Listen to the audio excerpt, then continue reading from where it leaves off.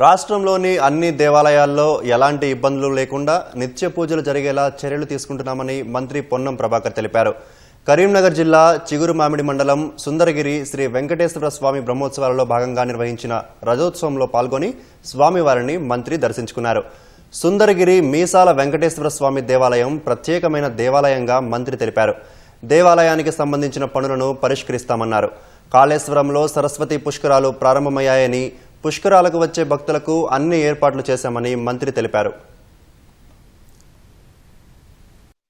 తెలంగాణ ప్రభుత్వంలో దేవాలయాలకు సంబంధించి పూజలు కానీ దానికి సంబంధించినటువంటి పాశ్చాత్య దాని యొక్క భక్తికి సంబంధించిన విషయంలో ఎక్కడ కూడా నిర్లక్ష్యం జరగకుండా అన్ని రకాలుగా దేవాలయాల యొక్క నిత్య పూజలు జరిగే విధంగా చర్యలు తీసుకుంటా ఉన్నాం. కాళేశ్వరంలో సరస్వతి పుష్కరాలు కూడా ప్రారంభమైనాయి. అనేకమైనటువంటి మంచి ఏర్పాట్లు జరిగినాయి. భక్తులందరూ వచ్చి సరస్వతి పుష్కరాల్లో స్నానం చేయాలని విజ్ఞప్తి చేస్తున్నాం. అందుకు సంబంధించి బస్సులు ఏర్పాటు చేయడం జరిగింది.